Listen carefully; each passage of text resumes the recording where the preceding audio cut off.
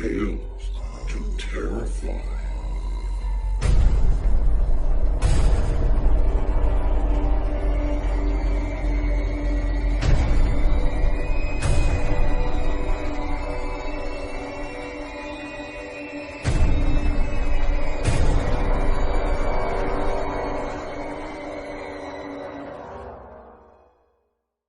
Good evening, children of the night. This is Lawrence Santoro, and I welcome you to the Nook. Come in, grab a drink, have a puff, have a pretzel, have some chips and kettle corn, and just relax, curl up. Something a little different this week. This week there will be no poetry, no short fiction, no reviews, no exploration of the abattoir. This week will be devoted to one story, but it is a long one, and it's a joy, and it's by the grandfather of weird tale-telling and mythos-making, H.P. Lovecraft.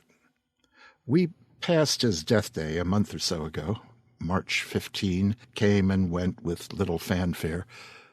In years past, Marty Munt and I did readings from his work or read pieces of our own that owed fealty to Lovecraft at a wonderful bookstore just off the campus of the University of Chicago, a place called 57th Street Books. That little sylvan South Side Hyde Park enclave might have been an outlying neighborhood of Miskatonic University, but oh well.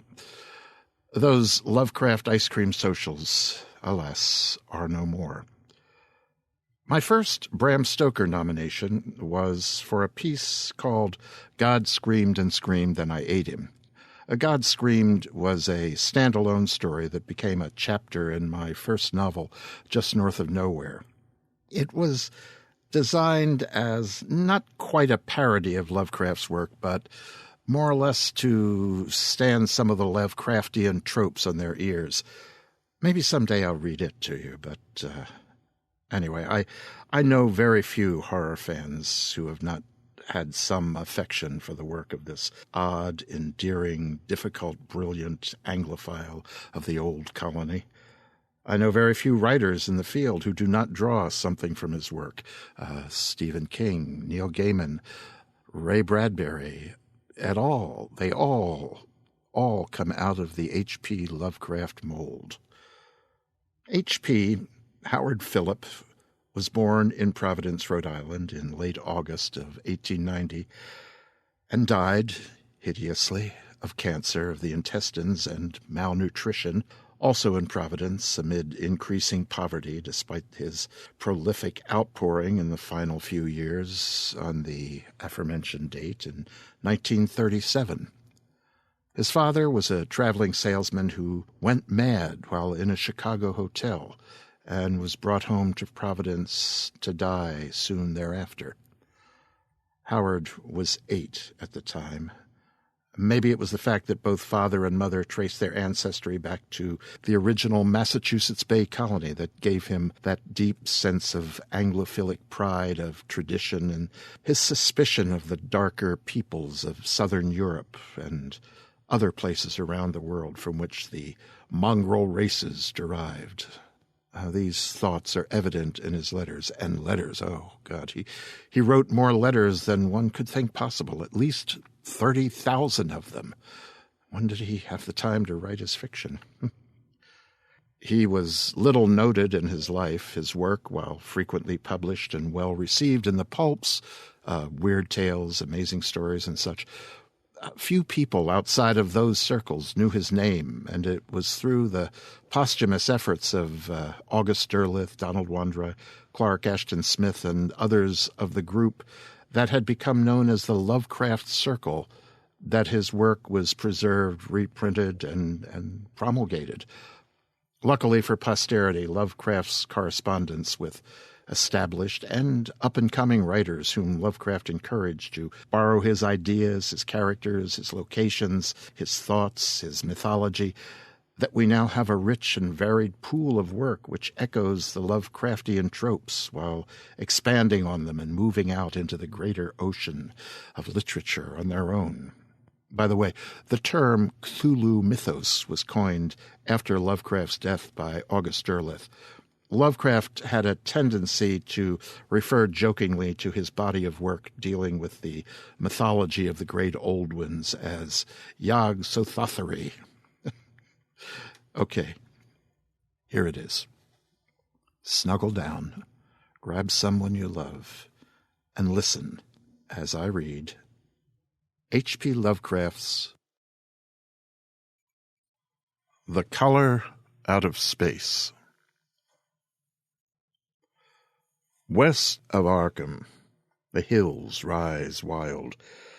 There are valleys with deep woods that no axe has ever cut.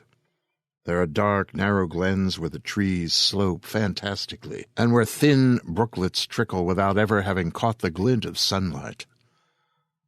On the gentle slopes there are farms, ancient and rocky, with squat, moss-coated cottages brooding eternally over old New England secrets in the lee of great ledges. But these are all vacant now, the wide chimneys crumbling, and the shingled sides bulging perilously beneath low gambrel roofs. The old folks have gone away, and foreigners do not like to live there.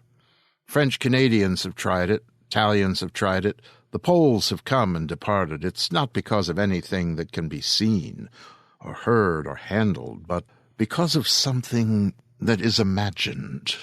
The place is not good for imagination, and does not bring restful dreams at night. It must be this which keeps the foreigners away, for old Ammi Pierce has never told them of anything he recalls from the strange days. Ammi, whose head has been a little queer for years, is the only one who still remains, or whoever talks of the strange days, and he dares to do this because his house is so near the open fields and the traveled roads around Arkham. There was once a road over the hills and through the valleys that ran straight where the blasted heath is now, but people ceased to use it, and a new road was laid, curving far toward the south.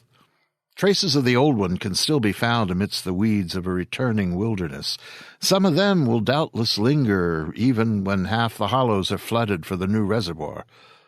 Then the dark woods will be cut down, and the blasted heath will slumber far below the blue waters, whose surface will mirror the sky and ripple in the sun. And the secrets of the strange days will be one with the deep's secrets, one with the hidden lore of old ocean and all the mystery of primal earth. When I went into the hills and vales to survey for the new reservoir, they told me the place was evil. They told me this in Arkham, and because that is a very old town full of witch legends, I thought the evil must be something grandams had whispered to children through centuries. The name Blasted Heath seemed to me very odd and theatrical, and I wondered how it had come into the folklore of a Puritan people.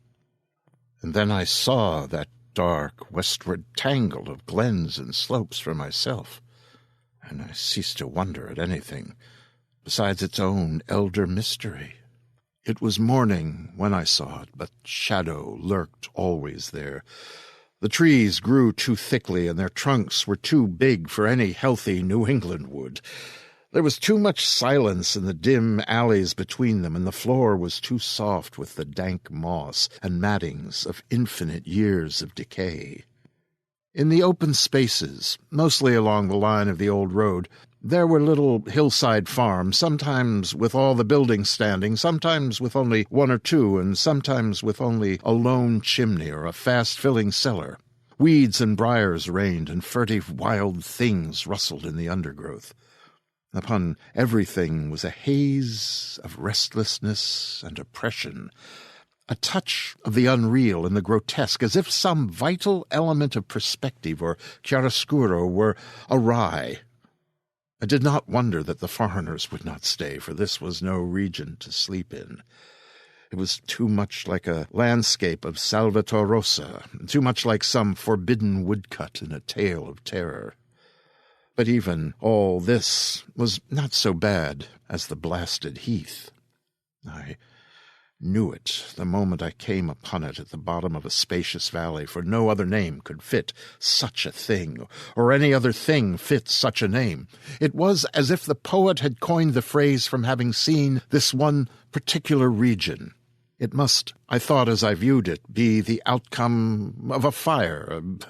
But why had nothing new ever grown over these 5 acres of gray desolation that sprawled open to the sky like a great spot eaten by acid in the woods and fields? It lay largely to the north of the ancient road line, but encroached a little on the other side. I felt an odd reluctance about approaching, and did so, at last, only because my business took me through and past it. There was no vegetation of any kind on that broad expanse, but only a fine gray dust or ash which no wind seemed ever to blow about. The trees near it were sickly and stunted. Many dead trunks stood or lay rotting at the rim. As I walked hurriedly by, I saw the tumbled bricks and stones of an old chimney and cellar on my right, and the yawning black maw of an abandoned well whose stagnant vapors played strange tricks with the hues of the sunlight. Even the long, dark woodland climb beyond seemed welcome in contrast, and I marveled no more at the frightened whispers of Arkham people. There had been no house or ruin near. Even in the old days the place must have been lonely and remote, and at twilight, dreading to repass that ominous spot, I walked circuitously back to the town by the curious road on the south.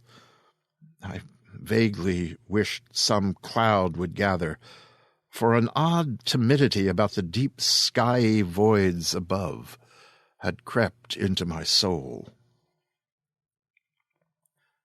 In the evening I asked old people in Arkham about the blasted heath, and what was meant by the phrase "strange days," which so many evasively muttered. I could not, however, get any good answers, except that all the mystery was much more recent than I had dreamed.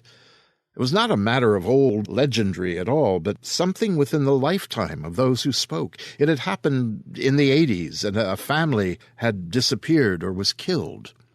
Speakers would not be exact, and because they all told me to pay no attention to old Ammi Pierce's crazy tales, I sought him out the next morning, having heard that he lived alone in the ancient tottering cottage where the trees first begin to get very thick. It was a fearsomely ancient place, and had begun to exude the faint miasmal odor which clings about houses that have stood too long. Only with persistent knocking could I rouse the aged man, and when he shuffled timidly to the door, I could tell he was not glad to see me. He was not so feeble as I had expected, but his eyes drooped in a curious way, and his unkempt clothing and white beard made him seem very worn and dismal. Not knowing just how he could be launched on his tales, I feigned a matter of business, told him my surveying, and asked vague questions about the district. He was far brighter and more educated than I had been led to think, and before I knew it, had grasped quite as much of the subject as any man I had talked with in Arkham. He was not like the other rustics I had known in the sections where reservoirs were to be. From him there were no protests at the miles of old wood and farmland to be blotted out, though perhaps there would have been had not his home lain outside the bounds of the future lake. Relief was all that he showed, relief at the doom of the dark ancient valleys through which he had roamed all his life. They were better under water now, better under water since the strange days. And with this opening his husky voice sank low, while his body leaned forward and his right forefinger began to point shakily and impressively. It was then that I heard the story, and as the rambling voice scraped and whispered on, I shivered again and again, despite the summer day. Often I had to recall the speaker from ramblings, piece out scientific points which she knew only by a fading parrot memory of professors' talk, or bridge over gaps where his sense of logic and continuity broke down. When he was done, I did not wonder that his mind had snapped a trifle, or that the folk of Arkham would not speak much of the blasted heath. I hurried back before sunset to my hotel, unwilling to have the stars come out above me in the open, and the next day returned to Boston to give up my position. I could not go into that dim chaos of old forest and slope again, or face another time that gray, blasted heath where the black well yawned deep beside the tumbled bricks and stones. The reservoir will soon be built now, and all those elder secrets will be safe forever under watery fathoms. But even then, I do not believe I would like to visit that country by night, at least not when the sinister stars are out and nothing could bribe me to drink the new city water of Arkham. It all began, old Ami said, with the meteorite. Before that time there had been no wild legends at all, since the witch trials, and even then those western woods were not feared half so much as the small island in the Miskatonic, where the devil held court beside a curious lone altar older than the Indians. These were not haunted woods, and their fantastic dusk was never terrible till the strange days. Then there had come that white noontide cloud, that string of explosions in the air, and a pillar of smoke from the valley far in the wood. And by night all Arkham had heard of the great rock that had fallen out of the sky and bedded itself in the ground beside the well at the Nahum Gardner place. That was the house which had stood where the blasted heath was to come, the trim white Nahum Gardner house amidst its fertile gardens and orchards. Nahum had come to town to tell people about the stone, and dropped in at Ami Pierce's on the way. Ami was 40 then, and all the queer things were fixed very strongly in his mind. He and his wife had gone with the 3 professors from Miskatonic University, who hastened out the next morning to see the weird visitor from unknown stellar space, and had wondered why Nahum had called it so large the day before. "Why, it had shrunk," Nahum said as he pointed out the big brownish mound above the ripped earth and the charred grass near the archaic well sweep in his front yard. But the wise men answered that stones do not shrink. Its heat lingered persistently, and Nahum declared that it had glowed faintly in the night. The professors tried it with a geologist's hammer and found it was oddly soft. It was, in truth, so soft as to be almost plastic, and they gouged rather than chipped a specimen to take back to the college for testing. They took it in an old pail borrowed from Nahum's kitchen, for even the small piece refused to grow cool. On the trip back, they stopped at Ami's to rest and seemed thoughtful, when Mrs. Pierce remarked that the fragment was growing smaller, burning the bottom of the pail. Truly, it was not large, but perhaps they had taken less than they thought. The day after that, all this was in June of '82, the professors had trooped out again in great excitement. As they passed Ami's, they told him what queer things the specimen had done, and how it had faded wholly away when put in a glass beaker. The beaker had gone too, and the wise men talked of the strange stone's affinity for silicon. It had acted quite unbelievably in that well-ordered laboratory, doing nothing at all and showing no occluded gases when heated on charcoal, being wholly negative in the borax bead and soon proving itself absolutely non-volatile at any producible temperature, including that of the oxyhydrogen blowpipe. On an anvil it appeared highly malleable, and in the dark its luminosity was very marked. Stubbornly refusing to grow cool, It soon had the college in a state of real excitement, and when, upon heating before the spectroscope, it displayed shining bands unlike any known colors of the normal spectrum, there was much breathless talk of new elements, bizarre optical properties, and other things which puzzled men of science are wont to say when faced by the unknown. Hot as it was, they tested it in a crucible with all the proper reagents. Water did nothing. Hydrochloric acid was the same. Nitric acid and even aqua regia merely hissed and spattered against its torrid invulnerability. Ami had difficulty in recalling all those things, but recognized some solvents as I mentioned them in the usual order of use. They were ammonia and caustic soda, alcohol, ether, nauseous carbon disulfide, and a dozen others. But though the weight grew steadily less as time passed, and the fragment seemed to be slightly cooling, there was no change in the solvents to show that they had attacked the substance at all. It was a metal, though, beyond a doubt. It was magnetic, for one thing, and after its immersion in the acid solvents there seemed to be faint traces of the Wittmannschatten figures found on meteoric iron.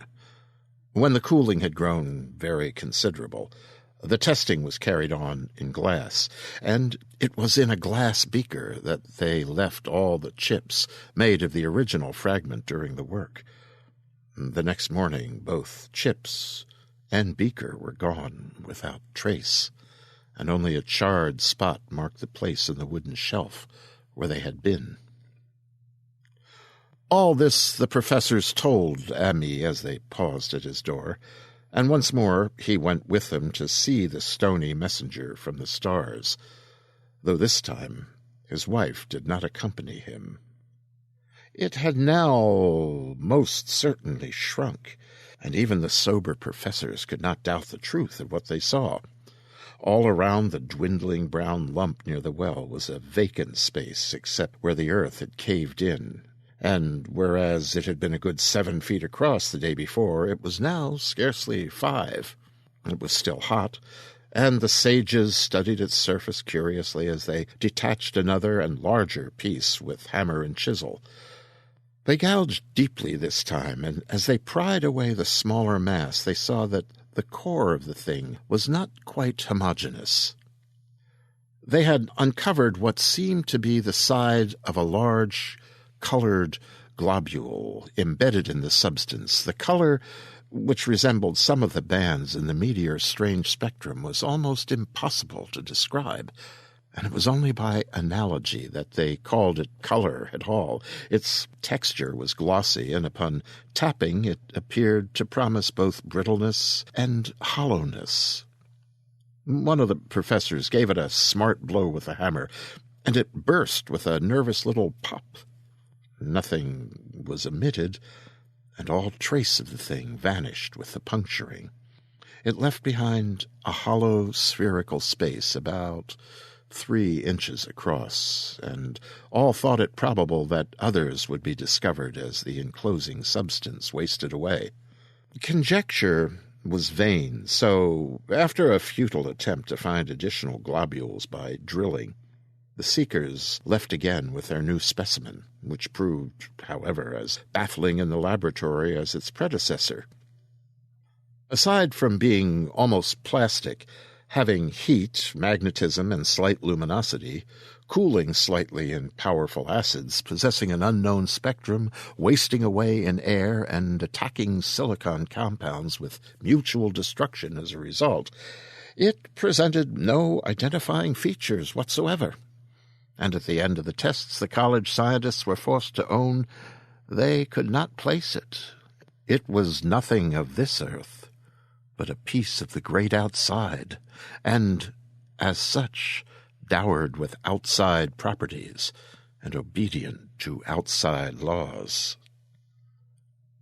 That night there was a thunderstorm, and when the professors went out to Nahum's the next day, they met with bitter disappointment. The stone, magnetic as it had been, must have had some peculiar electrical property, for it had drawn the lightning, as Nahum said with singular persistence, 6 times within an hour the farmer saw the lightning strike the furrow in the front yard, and when the storm was over, nothing remained but a ragged pit by the ancient well-sweep, half choked with caved-in earth. Digging had borne no fruit, and the scientists verified the fact of the utter vanishment. The failure was total, so that nothing was left to do but go back to the laboratory and test again the disappearing fragment left carefully cased in lead. That fragment lasted a week, at the end of which nothing of value had been learned of it. And when it had gone, no residue was left behind, and in time the professors felt scarcely sure they had indeed seen with waking eyes that cryptic vestige of the fathomless gulfs outside, that lone, weird message from other universes and other realms of matter, force, and entity. As was natural, the Arkham papers made much of the incident with its collegiate sponsoring and sent reporters to talk with Nahum Gardner and his family. At least one Boston daily also sent a scribe, and Nahum quickly became a kind of local celebrity. He was a lean, genial person of about 50, living with his wife and 3 sons on the pleasant farmstead in the valley. He and Ami exchanged visits frequently, as did their wives, and Ami had nothing but praise for him after all these years. He seemed slightly proud of the notice his place had attracted, and talked often of the meteorite in the succeeding weeks. That July and August were hot, and Nahum worked hard at his haying in the 10-acre pasture across Chapman's Brook, his rattling wain wearing deep ruts in the shadowy lanes between. The labor tired him more than it had in other years, and he felt that age was beginning to tell on him. Then fell the time of fruit and harvest. The pears and apples slowly ripened, and Nahum vowed that his orchards were prospering as never before. The fruit was growing to phenomenal size and an unwonted gloss, and in such abundance that extra barrels were ordered to handle the future crop. But with the ripening came a sore disappointment. For of all that gorgeous array of specious lusciousness, not one single jot was fit to eat. Into the fine flavor of the pears and apples had crept a stealthy bitterness and sickishness, so that even the smallest bites induced a lasting disgust. It was the same with the melons and tomatoes, and Nahum sadly saw that his entire crop was lost. Quick to connect events, he declared that the meteorite had poisoned the soil, and thanked heaven that most of the other crops were in the upland and not along the road. Winter came early and was very cold. Ami saw Nahum less often than usual and observed that he had begun to look worried. The rest of his family, too, seemed to have grown taciturn and were far from steady in their church-going or their attendance at the various social events of the countryside.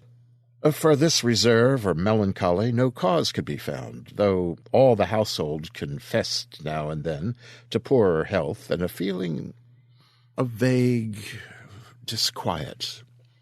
Nahum himself gave the most definitive statement of anyone when he said he was disturbed about certain footprints in the snow. They were the usual winter prints of red squirrels, white rabbits, foxes. But the brooding farmer professed to see something not quite right about their nature and arrangement. It was never very specific, but appeared to think that they were not as characteristic of the anatomy and habits of squirrels and rabbits and foxes as they ought to be.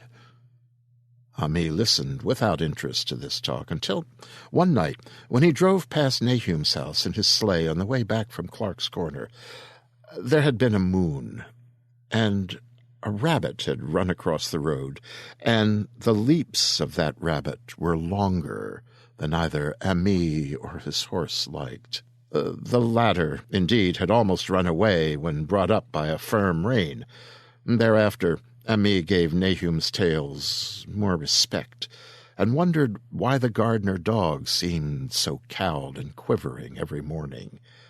They had, it developed, nearly lost the spirit to bark. In February, the McGregor boys from Meadow Hill were out shooting woodchucks, and not far from the Gardner place bagged a very peculiar specimen. The proportions of its body seemed slightly altered in a queer way, impossible to describe, while its face had taken on an expression which no one ever saw in a woodchuck before. The boys were genuinely frightened and threw the thing away at once, so that only their grotesque tales of it ever reached the people of the countryside. But the shying of horses near Nahum's house had now become an acknowledged thing, and all the basis for a cycle of whispered legend was fast taking form. People vowed that the snow melted faster around Nahum's than it did anywhere else, and in early March there was an awed discussion in Potter's General Store at Clark's Corners. Stephen Rice had driven past Gardner's in the morning and had noticed the skunk cabbages coming up through the mud by the woods across the road. Never were things of such size seen before, and they held strange colors that could not be put into any words. Their shapes were monstrous, and the horse had snorted at an odor which struck Stephen as wholly unprecedented. That afternoon several persons drove past to see the abnormal growth, and all agreed that plants of that kind ought never to sprout in a healthy world. The bad fruit of the fall before was freely mentioned, and it went from mouth to mouth that there was poison in Nahum's ground. Of course it was the meteorite, and remembering how strange the men from the college had found that stone to be, several farmers spoke about the matter to them. One day they paid Nahum a visit, but having no love of wild tales and folklore, were very conservative in what they inferred. The plants were certainly odd, but all skunk cabbages are more or less odd in shape and hue. Perhaps some mineral element from the stone had entered the soil, but it would be washed away soon. And as for the footprint and frightened horses, of course this was mere country talk, which such a phenomenon as the aerolite would be certain to start. There was really nothing for serious men to do in cases of wild gossip, for superstitious rustics will say and will believe anything. And so, all through the strange days, the professors stayed away in contempt.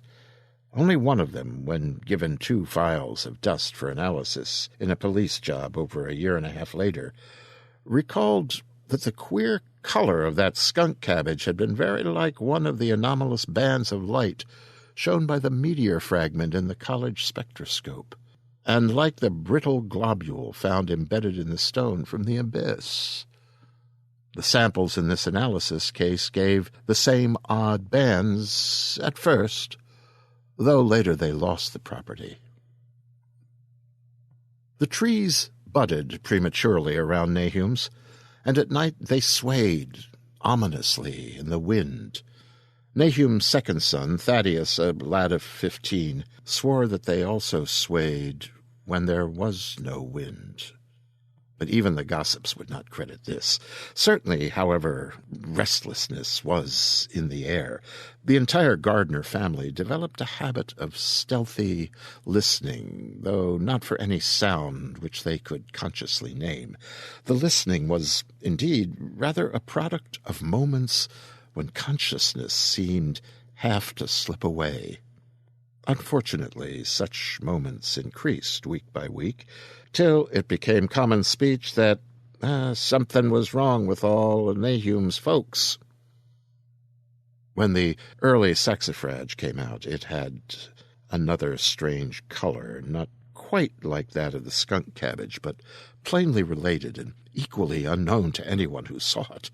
Nahum took some blossoms to Arkham and showed them to the editor of the Gazette, but that dignitary did no more than write a humorous article about them, in which dark fears of rustics were held up to polite ridicule. It was a mistake of Nahum's to tell a stolid city man about the way the great, overgrown, mourning cloak butterflies behaved in connection with these saxifrages. April brought a kind of madness to the country folk, and began that disuse of the road past Nahum's which led to its ultimate abandonment. It was the vegetation. All the orchard trees blossomed forth in strange colors, and through the stony soil of the yard and adjacent pasturages there sprang up a bizarre growth which only a botanist could connect with the proper flora of the region.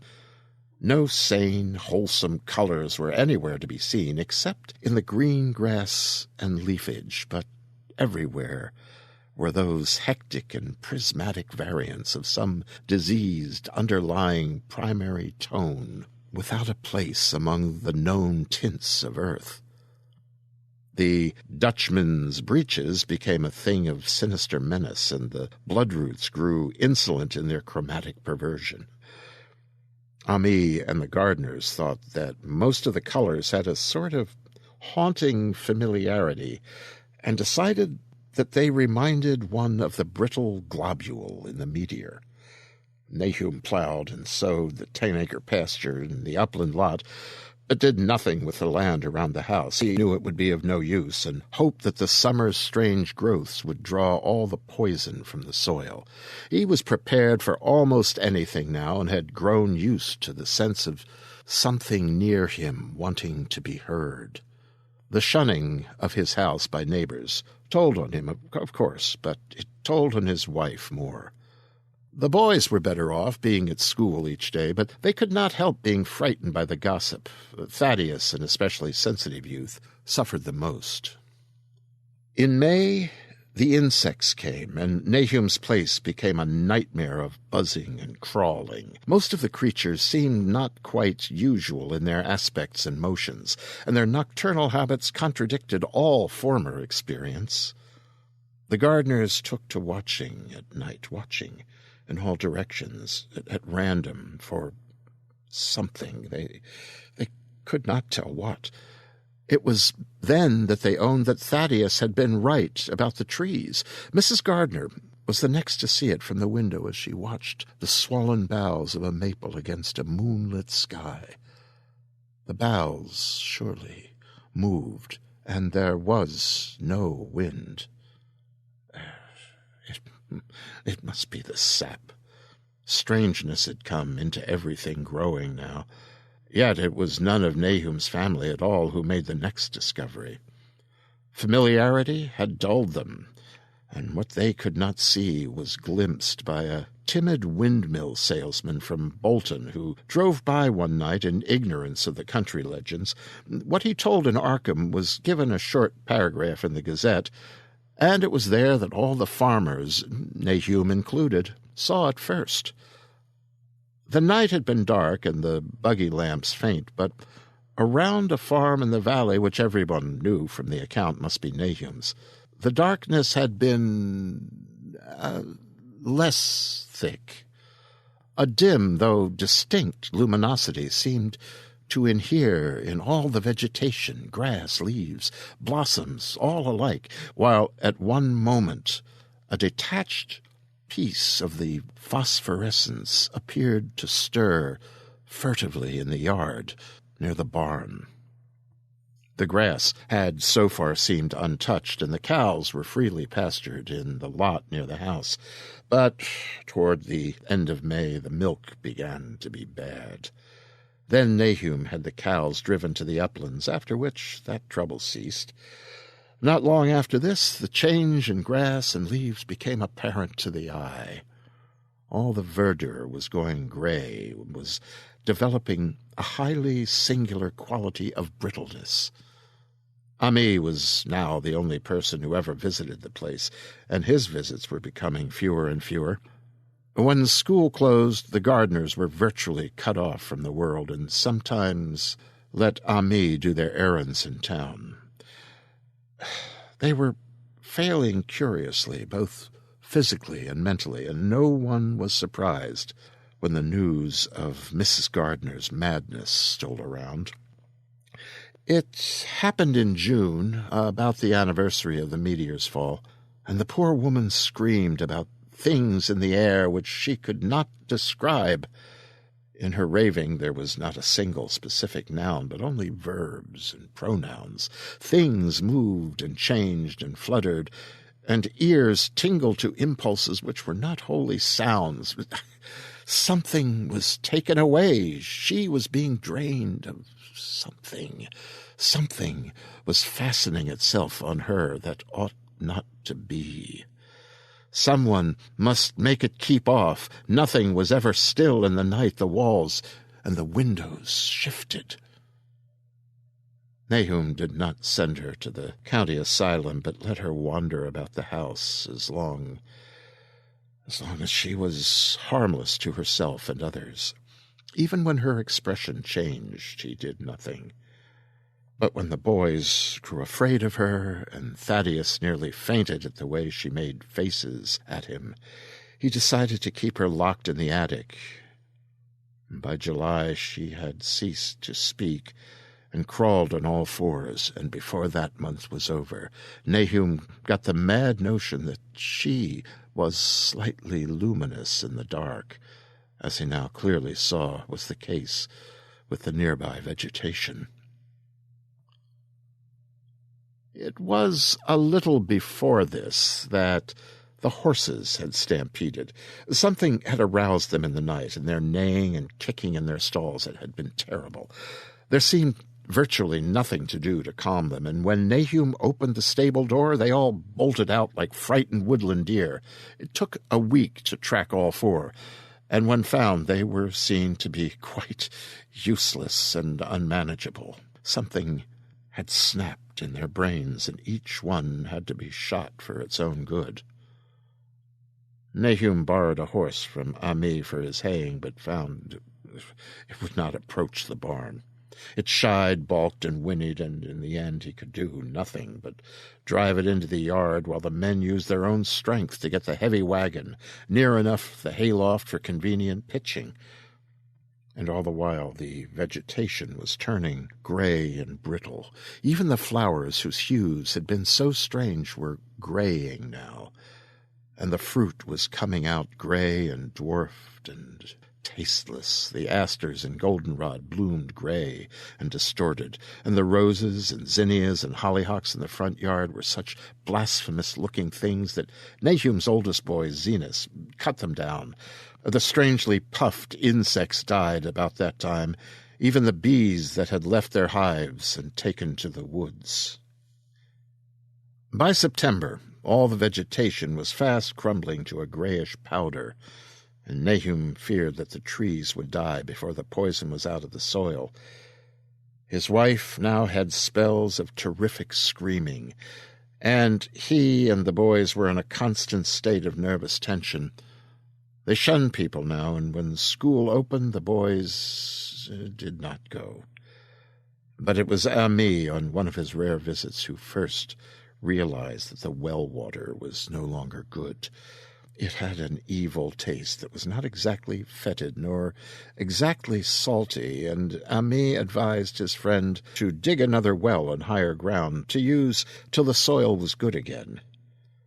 Nahum, however, ignored the warning, for he had by that time become callous to strange and unpleasant things. He and the boys continued to use the tainted supply, drinking it as listlessly and mechanically as they ate their meager and ill-cooked meals and did their thankless and monotonous chores throughout the aimless days. There was something of stolid resignation about them all, as if they walked half in another world between lines of nameless guards to a certain and familiar doom. Thaddeus went mad in September after a visit to the well. He had gone with a pail and come back empty-handed, shrieking and waving his arms, sometimes lapsing into an insane titter or whisper about the moving colors down there. 2 in one family was pretty bad, but Nahum was very brave about it. He let the boy run for about a week until he began stumbling and hurting himself, and then he shut him in an attic room across the hall from his mother's. The way they screamed at each other from behind their locked doors was very terrible, especially to little Merwin, who fancied they talked in some terrible language that was not of earth. Merwin was getting frightfully imaginative, and his restlessness was worse after the shutting away of the brother who had been his greatest playmate. Almost at the same time, the mortality among the livestock commenced. Poultry turned grayish and died very quickly, their meat being found dry and noisome upon cutting. Hogs grew inordinately fat, then suddenly began to undergo loathsome changes which no one could explain. Their meat was, of course, useless, and Nahum was at his wits' end. No rural veterinary would approach his place, and the city veterinary from Arkham was openly baffled. The swine began growing gray and brittle and falling to pieces before they died, and their eyes and muzzles developed singular alterations. It was inexplicable, for they had never been fed from the tainted vegetation. Then something struck the cows. Certain areas, or sometimes the whole body, would be uncannily shriveled or compressed, and atrocious collapses or disintegrations were common. In the last stages, and death was always the result, there would be a graying and turning brittle like that which beset the hogs. There could be no question of poison, for all the cases occurred in a locked and undisturbed barn. No bites of prowling things could have brought the virus, for what live beast of earth can pass through solid obstacles? It must be only natural disease. Yet what disease could wreak such results? It was beyond any mind's guessing. When the harvest came, there was not an animal surviving on the place, for the stock and poultry were dead, and the dogs had run away. These dogs, 3 in number, had all vanished one night and were never heard of again. The 5 cats had left some time before, but their going was scarcely noticed, since there now seemed to be no mice, and only Mrs. Gardner had made pets of the graceful felines. On the 19th of October, Nahum staggered into Amy's house with hideous news. The death had come to poor Thaddeus in his attic room, and it had come in a way which could not be told. Nahum had dug a grave in the railed family plot behind the farm, and had put therein what he found. There could have been nothing from outside, for the small barred window and locked door were intact, but it was much as it had been in the barn. Ami and his wife consoled the stricken man as best they could, but shuddered as they did so. Stark terror seemed to cling around the Gardners, and all they touched, and the very presence of one in the house was a breath from regions unnamed and unnameable. Ami accompanied Nahum home with the greatest of reluctance, and did what he might to calm the hysterical sobbing of little Merwin. Zenas needed no calming. He had come of late to do nothing but stare into space and obey what his father told him, and Ami thought that his fate was very merciful. Now and then Merwin's screams were answered faintly from the attic, and in response to an inquiring look, Nahum said that his wife was getting very feeble. When night approached, Ami managed to get away, for not even friendship could make him stay in that spot when the faint glow of the vegetation began, and the trees may or may not have swayed without wind. It was really lucky for Ami that he was not more imaginative. Even as things were, his mind was bent ever so slightly. But had he been able to connect and reflect upon all the portents around him, he must inevitably have turned a total maniac. In the twilight he hastened home, the screams of the mad woman and the nervous child ringing horribly in his ears.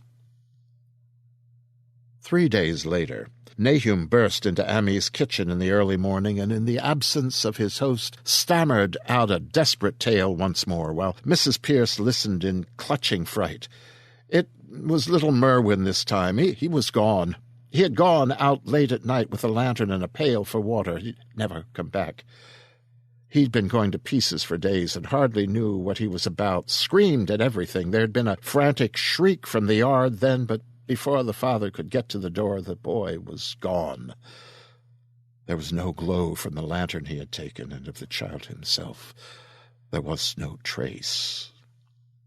At the time, Nahum thought the lantern and pail were gone too, but when dawn came and the man had plodded back from his all-night search of the woods and fields, he had found some very curious things near the well. There was a crushed and apparently somewhat melted mass of iron, which had certainly been the lantern, while a bent handle and twisted iron hoops beside it, both half-fused, seemed to hint at the remnants of the pail. And that was all. Nahum was past imagining. Mrs. Pierce was blank, and Ami, when he had reached home and heard the tale, could give no guess. Merwin was gone, and there would be no use in telling the people around, who shunned all gardeners now. No use either in telling the city people at Arkham, who laughed at everything. Thad was gone. Now Merwin was gone. Something was creeping and waiting to be seen and heard. Nahum would go soon, and he wanted Ami to look after his wife and Zenas, if they survived him. It must all be a judgment of some sort, though he could not fancy what, for since he had always walked uprightly in the Lord's ways, so far as he knew. For over 2 weeks, Ami saw nothing of Nahum, and then, worried about what might have happened, he overcame his fears and paid the gardener place a visit. There was no smoke from the great chimney, and for a moment the visitor was apprehensive of the worst. The aspect of the whole farm was shocking. Grayish withered grass and leaves on the ground, vines falling and brittle wreckage from archaic walls and gables, great bare trees clawing up at the gray November sky with a studied malevolence which Ami could but feel had come from some subtle change in the tilt of the branches. But Nahum was alive after all. He was weak and lying on a couch in the low-ceilinged kitchen, but perfectly conscious and able to give simple orders to Zenas. The room was deadly cold, and as Ami visibly shivered, the host shouted husky to Zenas, "More wood, wood indeed." Wood indeed was sorely needed, since the cavernous fireplace was unlit, empty, with a cloud of soot blowing about in the chill wind that came down the chimney. Presently Nahum asked him if the extra wood had made him any more comfortable, and then Ami saw what had happened. The stoutest cord had broken at last, and the hapless farmer's mind was proof against more sorrow. Questioning tactfully, Ami could get no clear data at all about the missing Zenas. "In the well. He lives in the well," was all that the clouded father would say. Then there flashed across the visitor's mind a sudden thought of the mad wife, and he changed his line of inquiry. "Nabby, why, here she is," was the surprised response of poor Nahum, and Ami saw that he must search himself. Leaving the harmless babbler on the couch, he took the keys from their nail beside the door and climbed the creaking stairs to the attic. It was very close and noisome up there, and no sound could be heard from any direction. Of the 4 doors in sight, only one was locked, and on this he tried various keys of the ring he had taken. The 3rd key proved the right one, and after some fumbling, Ami threw open the low white door. It was quite dark inside, for the window was small and half obscured by the crude wooden bars, and Ami could see nothing at all on the wide planked floor. The stench was beyond enduring, and before proceeding further he had to retreat to another room and return with his lungs filled with breathable air. When he did enter, he saw something dark in the corner, and upon seeing it more clearly, he screamed outright. And while he screamed, he thought a momentary cloud eclipsed the window, and a second later he felt himself brushed as if by some hateful current of vapor. Strange color danced before his eyes, and had not a present horror numbed him, he would have thought of the globule in the meteor that the geologist's hammer had shattered, and of the morbid vegetation that had sprouted in the spring. As it was, he thought only of the blasphemous monstrosity which confronted him, and which all too clearly had shared the nameless fate of young Thaddeus and the livestock. But the terrible thing about the horror was that it very slowly and perceptibly moved as it continued to crumble. Ami would give me no added particulars of this scene. The shape in the corner does not reappear in his tale as a moving object. There are things which cannot be mentioned, and what is done in common humanity is sometimes cruelly judged by the law. I gather that no moving thing was left in the attic room, and that to leave anything capable of motion there would have been a deed so monstrous as to damn any accountable being to eternal torment. Anyone but a stolid farmer would have fainted or gone mad, but Ami walked conscious through that low doorway and locked the accursed door and the secret behind him.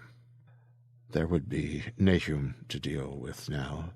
He must be fed and tended and removed to some place where he could be cared for.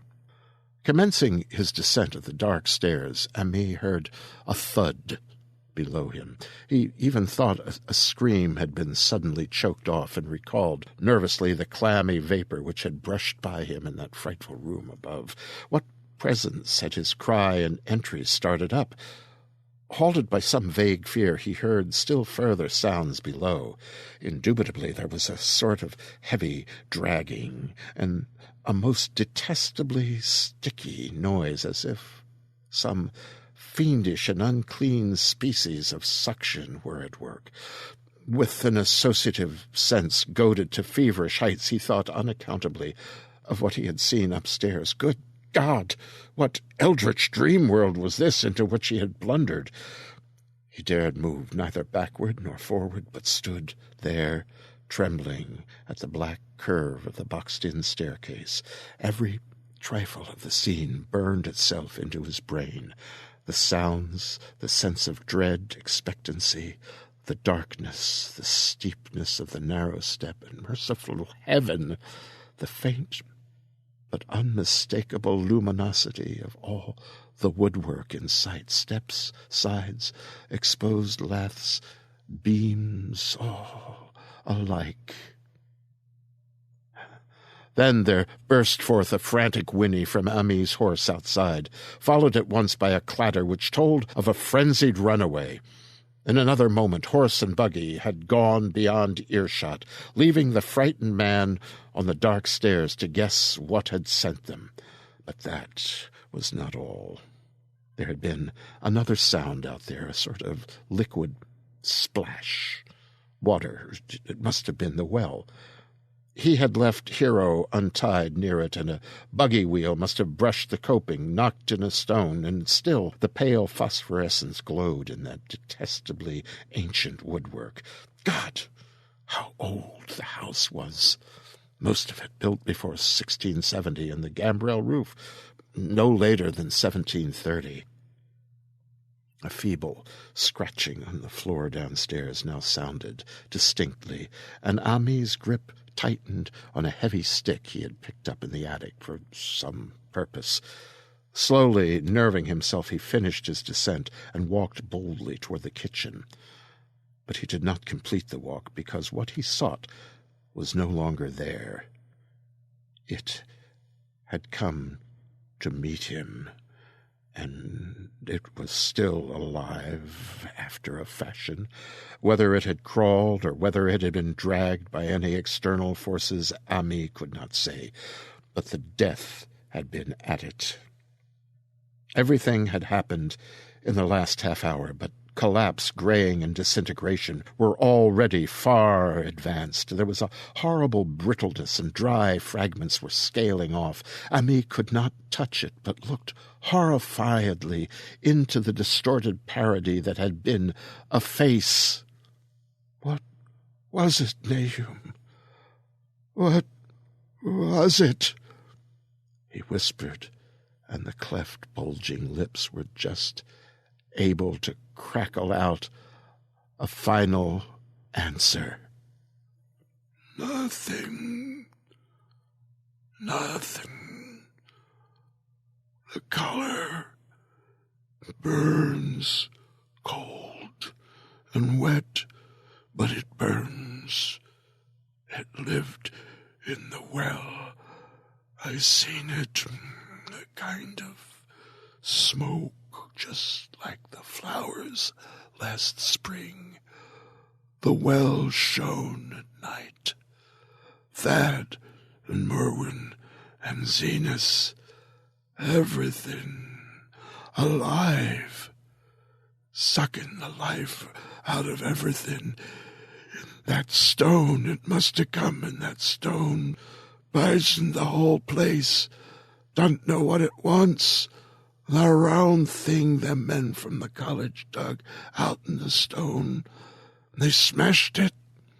It was the same color. Just the same, like the flowers and plants must have been.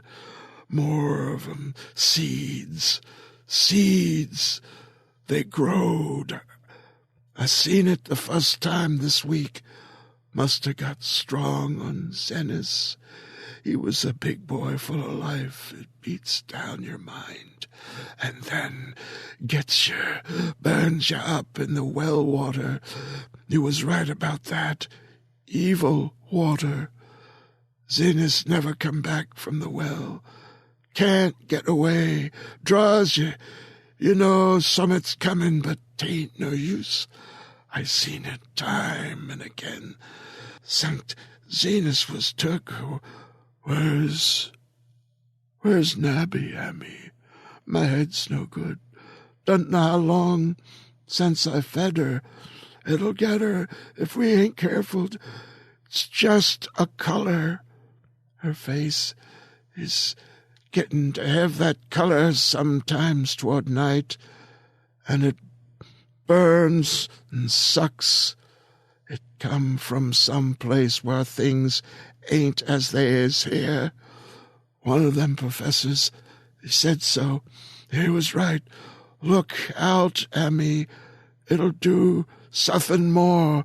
Sucks the life out. But that was all.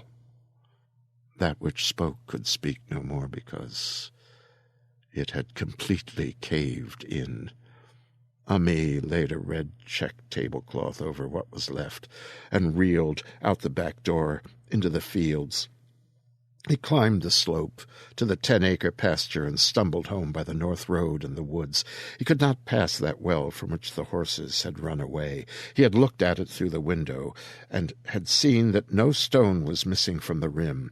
Then the lurching buggy had not dislodged anything at all. The splash had been something else, something which went into the well after it had done with poor Nahum. When Ami reached his house, the horses and buggy had arrived before him and thrown his wife into fits of anxiety. Reassuring her without explanations, he set out at once for Arkham and notified the authorities that the Gardner family was no more. He indulged in no detail, but merely told of the deaths of Nahum and Nabby, that of Thaddeus being already known, and mentioned that the cause seemed to be the strange ailment which had killed the livestock. He also stated that Merwin and Zenas had disappeared. There was considerable questioning at the police station, and in the end, Ami was compelled to take 3 officers to the Gardner farm, together with the coroner, the medical examiner, and the veterinary who had treated the diseased animals. He went much against his will, for the afternoon was advancing, and he feared the fall of night over that accursed place, but it was some comfort to have so many people with him. The 6 men drove out in a Democrat wagon, following Ami's buggy, and arrived at the pest-ridden farmhouse about 4 o'clock. Used as the officers were to gruesome experience, not one remained unmoved at what was found in the attic and under the red check tablecloth in the floor below. The whole aspect of the farm with its gray desolation was terrible enough, but those 2 crumbling objects were beyond all bounds. No one could look long at them, and even the medical examiner admitted that there was very little to examine. Specimens could be analyzed, of course, so he busied himself in obtaining them, and here it develops that a very puzzling aftermath occurred at the college laboratory where the 2 files of dust were finally taken. Under the spectroscope, both samples gave off an unknown spectrum in which many of the baffling bands were precisely like those which the strange meteor had yielded in the previous year. The property of emitting this spectrum vanished in a month, the dust thereafter consisting mainly of alkaline phosphates and carbonates. Ami would not have told the men about the well if he had thought they meant to do anything then and there. It was getting towards sunset, and he was anxious to be away, but he could not help glancing nervously at the stony curb by the great sweep. And when a detective questioned him, he admitted that Nahum had feared something down there, so much so that he never even thought of searching it for Merwin or Zenas. After that, nothing would do but that they empty and explore the well immediately, so Ami had to wait, trembling, while pail after pail of rank water was hauled up and splashed on the soaking ground outside. The men sniffed in disgust at the fluid, and toward the last held their noses against the fetor they were uncovering. It was not so long a job as they had feared it would be, since the water was phenomenally low. There is no need to speak too exactly of what they found. Merwin and Zenas were both there, in part, though the vestiges were mainly skeletal. There were also a small deer, a large dog in about the same state, and a number of bones of small animals. The ooze and slime at the bottom seemed inexplicably porous and bubbling, and a man who descended on handholds with a long pole found that he could sink the wooden shaft to any depth in the mud of the floor without meeting any solid obstruction. Twilight had now fallen, and lanterns were brought from the house. Then, when it was seen that nothing further could be gained from the well, everyone went indoors and conferred in the ancient sitting-room, while the intermittent light of a spectral half-moon played wanly on the gray desolation outside. The men were frankly nonplussed by the entire case, and could find no convincing common element to link the strange vegetable conditions, the unknown disease of livestock and humans, and the unaccountable deaths of Merwin and Zenas in the tainted well. They had heard the common country talk, it's true, but could not believe that anything contrary to natural law had occurred. No doubt the meteor had poisoned the soil, but the illness of persons and animals who had eaten nothing grown in that soil was another matter. Was it the well water? Very possibly. It might be a good idea to analyze it, but what peculiar madness could have made both boys jump into the well? Their deeds were so similar, and the fragments show that they had both suffered from the gray, brittle death. And why was everything so gray and brittle?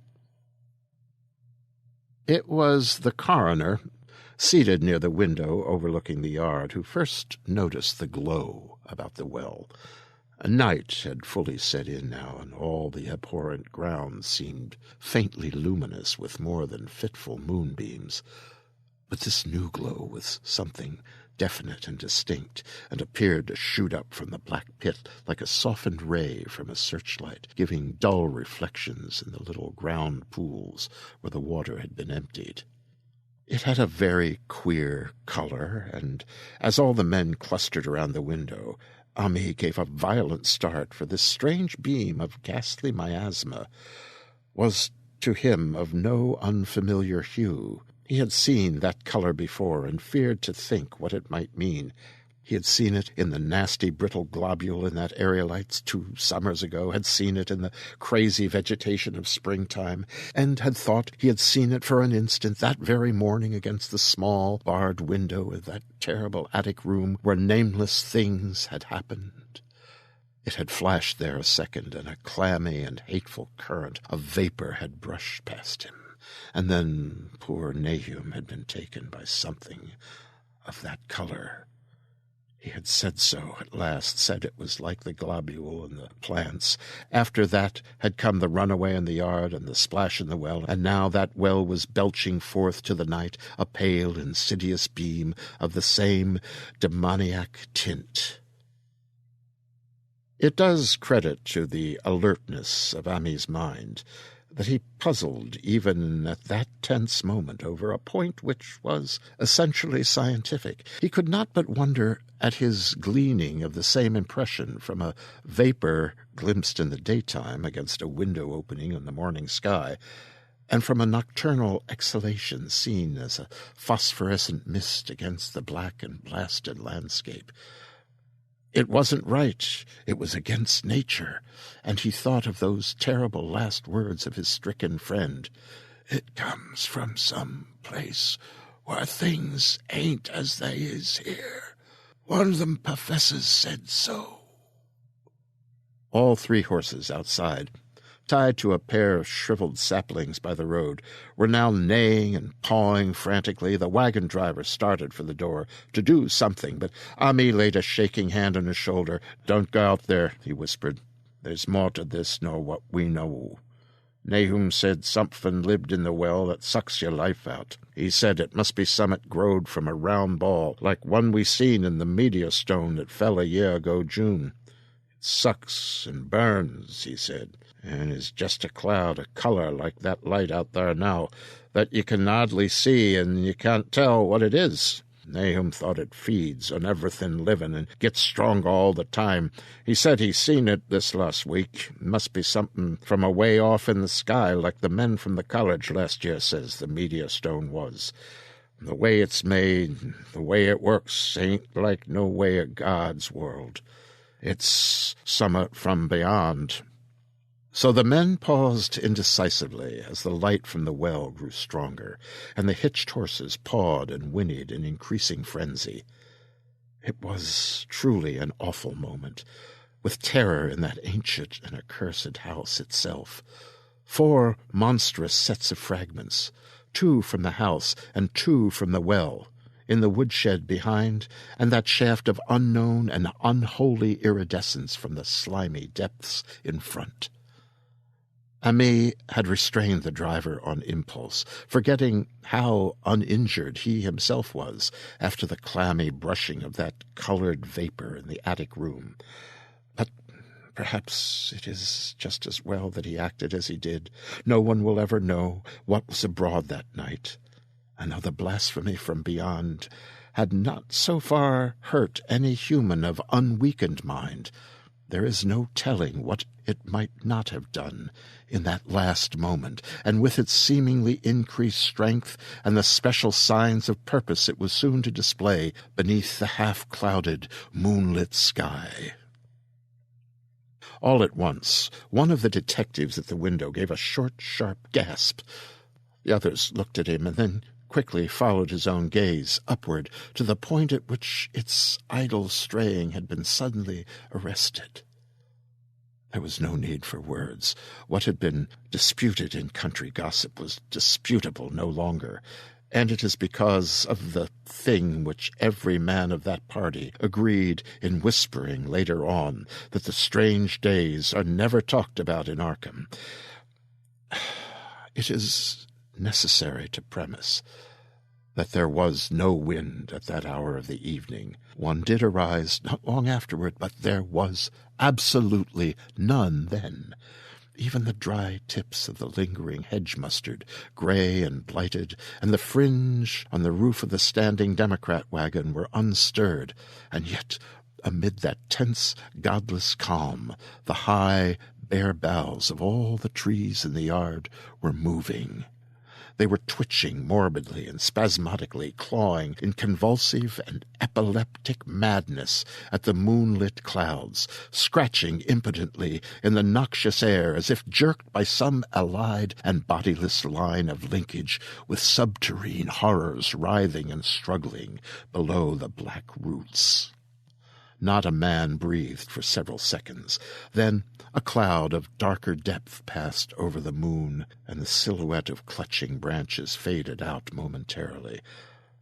At this there was a general cry, muffled with awe, but husky and almost identical from every throat, for the terror had not faded with the silhouette, and in a fearsome instant of deeper darkness the watchers saw, wriggling at that tree-top height, 1,000 tiny points of faint and unhallowed radiance, tipping each bough like the fire of St. Elmo or the flames that come down on the apostles' heads at Pentecost. It was a monstrous constellation of unnatural light, like a glutted swarm of corpse-fed fireflies dancing hellish sarabands over an accursed marsh. And its color was that same nameless intrusion which Ami had come to recognize and dread.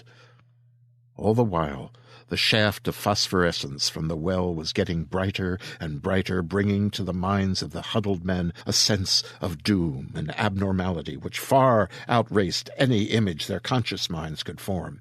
It was no longer shining out, it was pouring out, and as the shapeless stream of unplaceable color left the well, it seemed to flow directly into the sky.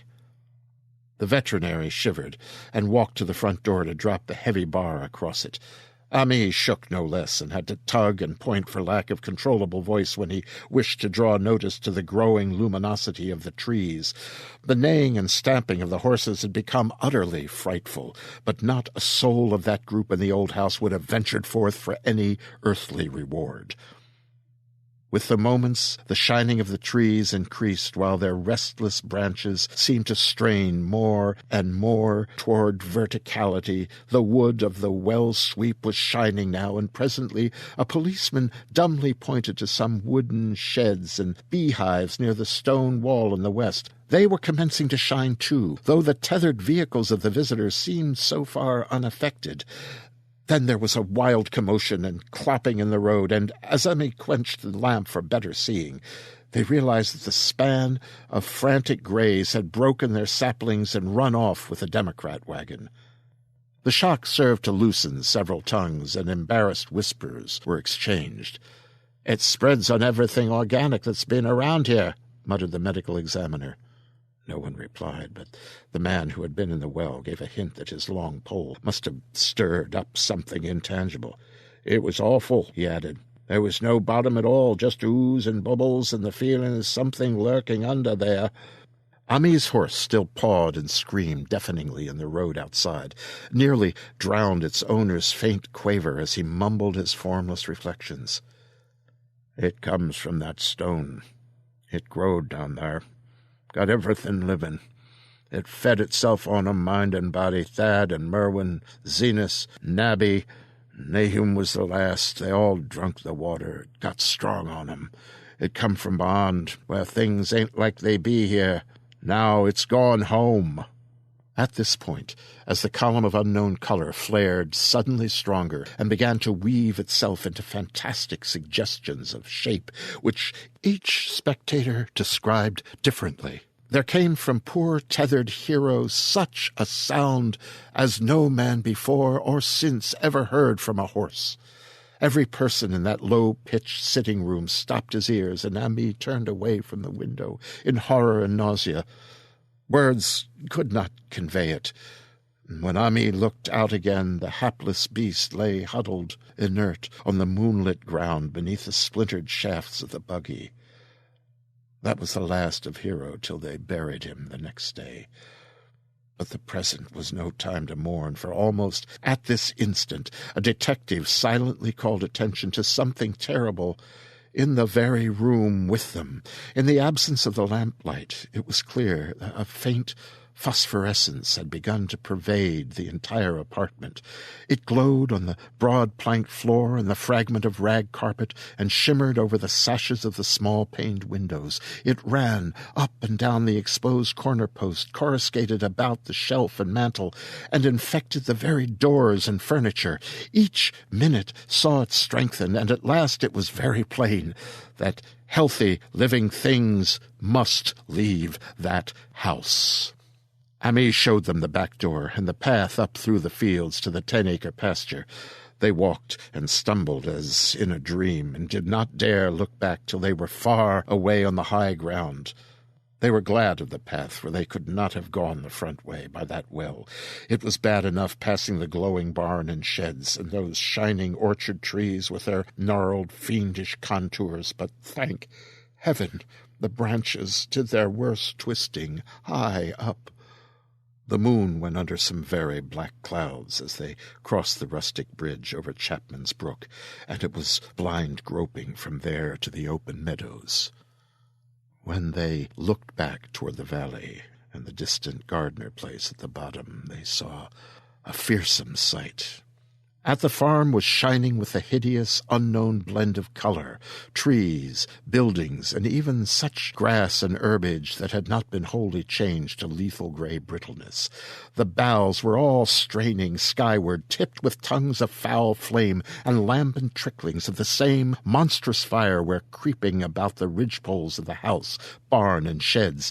It was a scene from a vision of Fuseli, and over all the rest reigned that riot of luminous amorphousness, that alien and undimensioned rainbow of cryptic poison from the well, seething, feeling, lapping, reaching, scintillating, straining, and malignly bubbling in its cosmic and unrecognizable chromaticism. Then, without a warning, the hideous thing shot vertically up toward the sky like a rocket or a meteor, leaving behind no trail and disappearing through a round and curiously regular hole in the clouds before any man could gasp or cry out. No watcher can ever forget that sight, and Ami stared blankly at the stars of Cygnus, Deneb, twinkling above the others, where the unknown color had melted into the Milky Way. But his gaze was the next moment called swiftly to earth by the crackling in the valley. It was just that, only a wooden ripping and crackling, and not an explosion, as so many others of the party avowed. Yet the outcome was the same, for in one feverish kaleidoscopic instant there burst up from that doomed and accursed farm a gleamingly eruptive cataclysm of unnatural sparks and substance, blurring the glance of the few who saw it, and sending forth to the zenith a bombarding cloudburst of such colored and fantastic fragments as our universe must need disown. Through quickly reclosing vapors they followed the great morbidity that had vanished, and in another second they had vanished too. Behind and below was only a darkness to which the men dared not return, and all about was a mounting wind which seemed to sweep down in black frore gusts from interstellar space. It shrieked and howled and lashed the fields and distorted woods in a mad cosmic frenzy until soon the trembling party realized it would be no use waiting for the moon to show what was left down there at Nahum's. Too awed even to hint theories, the 7 shaking men trudged back toward Arkham by the north road. Ami was worse than his fellows and begged them to see him inside his own kitchen instead of keeping straight on to town. He did not wish to cross the blighted, wind-whipped woods alone to his home on the main road, for he had had an added shock that the others were spared and was crushed forever with a brooding fear he dared not even mention for many years to come. As the rest of the watchers on that tempestuous hill had stolidly set their faces toward the road, Ami had looked back an instant at the shadowed valley of desolation so lately sheltering his ill-starred friend, and from that stricken faraway spot he had seen something feebly rise, only to sink down again upon the place from which the great shapeless horror had shot into the sky. It was just a color, but not any color of our earth or heavens, and because Ami recognized that color and knew that this last faint remnant must still lurk down there in the well, he has never been quite right since. Ami would never go near the place again. It is 44 years now since the horror happened, but he has never been there, and will be glad when the new reservoir blots it out. I shall be glad, too, for I do not like the way the sunlight changed color around the mouth of that abandoned well as I passed. I hope the water will always be very deep, but even so, I shall never drink it. I do not think I shall visit the Arkham country hereafter. 3 of the men who had been with Ami returned the next morning to see the ruins by daylight, but there were not any real ruins, only the bricks of the chimney, stones of the cellar, some mineral and metallic litter here and there, and the rim of that nefandous well. Save for Ami's dead horse, which they towed away and buried, and the buggy, which they shortly returned to him, everything that had ever been living had gone. 5 eldritch acres of dusty gray desert remained, nor has anything ever grown there since. To this day it sprawls open to the sky like a great spot eaten by acid in the woods and fields, and the few who'd ever dared glimpse it, in spite of the rural tales, have named it the Blasted Heath. The rural tales are queer. They might be even queerer if city men and college chemists could be interested enough to analyze the water from that disused well, or the gray dust that no wind seems to disperse.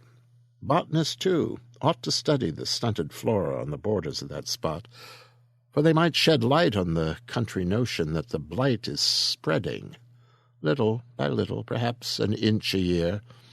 People say the color of the neighboring herbage is not quite right. Not quite right in the spring, anyway, and that wild things leave queer prints in the light winter snow. Snow never seems quite so heavy on the Blasted Heath as it is elsewhere. Horses, the few that are left in this motor age, grow skittish in the silent valley, and hunters cannot depend on their dogs too near that splotch of grayish dust. They say the mental influences are very bad, too. Numbers went queer in the years after Nahum's taking, and always they lacked the power to get away. Then the stronger-minded folk all left the region, and only the foreigners tried to live in the crumbling old homesteads. They could not stay, though, and one sometimes wonders what insight beyond ours their wild, weird stories of whispered magic have given them. Their dreams at night, they protest, are very horrible in that grotesque country, and surely the very look of the dark realm is enough to stir a morbid fancy. No traveler has ever escaped a sense of strangeness in those deep ravines, and artists shiver as they paint thick woods whose mystery is as much of the spirits as of the eye.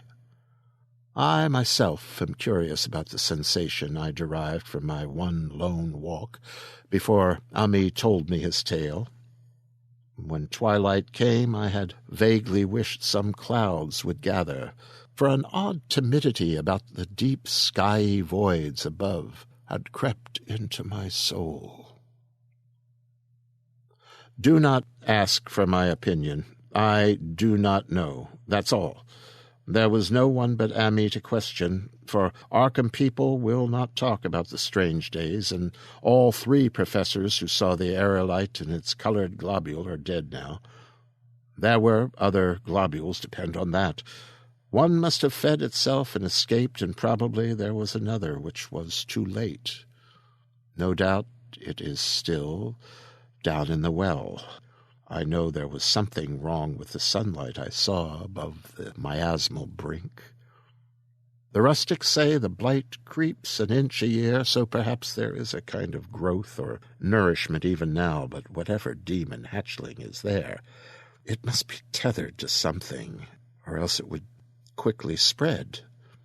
Is it fastened to the roots of those trees that claw the air? One of the current Arkham tales is about fat oaks that shine and move as they ought not to do at night. What it is, only God knows. In terms of matter, I suppose, the thing Ami described would be called a gas, but this gas obeyed the laws that are not of our cosmos. And this was no fruit of such worlds and suns as shine on the telescopes and photographic plates of our observatories. No, this was no breath from the skies whose motions and dimensions our astronomers measure or deem too vast to measure. It was just a color out of space, a frightful messenger from unformed realms of infinity beyond all nature as we know it, from realms whose mere existence stuns the brain and numbs us with black cosmic gulfs it throws open before our frenzied eyes. I doubt very much if Ami consciously lied to me, and I do not think his tale was all a freak of madness, as the townfolk had forewarned. Something terrible came to the hills and valleys on that meteor, and something terrible, though I know not in what proportion, still remains. I shall be glad to see the water come. Meanwhile, I hope nothing will happen to Ami. He saw so much of the thing, and its influence was so insidious. Why has he never been able to move away? How clearly he recalled those dying words of Nahum's, "Can't get away, draws you know summit's coming, but 'tain't no use." Ami is such a good old man. And when the reservoir gang gets to work, I must write the chief engineer to keep a sharp watch on him. I would hate to think of them as the gray, twisted, brittle monstrosity which persists more and more in troubling my sleep.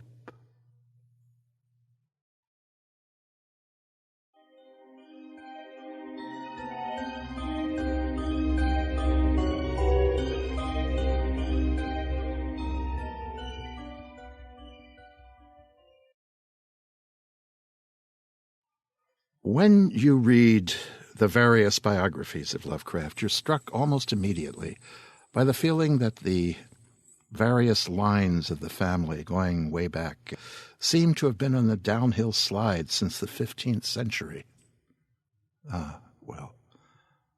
For me, The Color Out of Space is Lovecraft. By many biographers' reckoning, this was his favorite of his tales. It was written in March 1927, just after he finished the novella The Case of Charles Dexter Ward, which he did not like. Color was published in the September issue of Hugo Gernsback's Amazing Stories. He was paid $25 for it. don't get too excited. That's worth about 335 contemporary dollars. But apparently Gernsback was late in paying, and Lovecraft never submitted anything again to Amazing, referring to the publisher thereafter as Hugo the Rat. What I love about this story, first of all, I read it when I was about 10 for the first time, and it scared me. It deeply scared me. It was the monster. It is a vague monster. It is undefined. There are no fangs, no teeth, no shuffling physical entity that can be seen, touched, smelled. There's no beast out there that can be fought against and finally defeated. And what, of course, is worse? Its intent is not known. The story speaks quite clearly to the Lovecraftian notion that the universe and the things in it are quite unknown and unknowable and are utterly inimical to man. The Color Out of Space, and I'm quoting here, became the only work from Amazing Stories to make Edward O'Brien's anthology of the best American short stories. It appeared in 1928 in the Roll of Honor. Anyway, that's about it. I recommend you look for a few biographies of Lovecraft. There are quite a few out there. I particularly like Sprague de Camp's biography. Lots of people don't. There are more extensive ones in later years, but that's a very good one to start with, and it really gets at something essential about the man. Anyway, I have two things to say before I scoot you out the door and down the way. Tales to Terrify, as mentioned before, needs voices. We need the voices of writers, and we need the voices of narrators to record the stories that we get. If you're a writer, send your 3 to 7 or so thousand-word tale of horror, terror, doom, and darkness to Tales to Terrify at gmail.com. That's all one word, of course. Tales to Terrify at gmail.com. You know what we're looking for by now, don't you? Yeah. Sure you do. If you're a narrator, record a few minutes of some story that amuses or terrifies you and send it to that same address. We'll get back to you. And that second thing, go to our website, click on one of those buttons, and please make a wee donation. It'll keep us all in drink and popcorn and candles, in atmosphere, in bandwidth. And so, that is it for the evening. I hope you enjoyed listening to The Color Out of Space. I enjoyed reading it. I always have.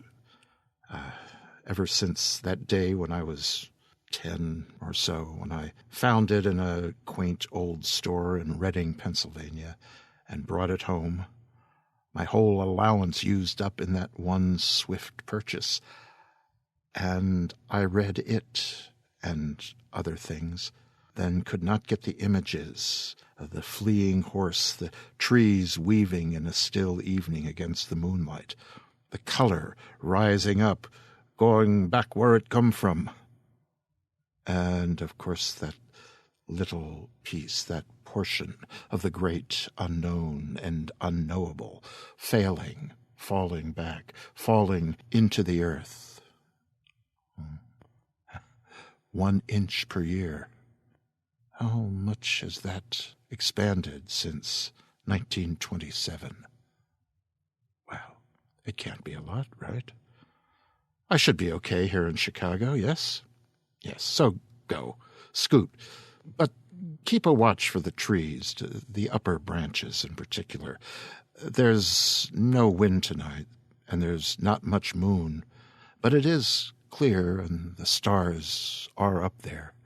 Deneb, the others. And the rabbits. Watch out for them. So go. Hurry. Climb your stairs. Keep the lights on if you will, but turn them off for joy's sake. Snuggle in. Close your eyes. Watch the colors swirl behind your eyelids. And have pleasant dreams.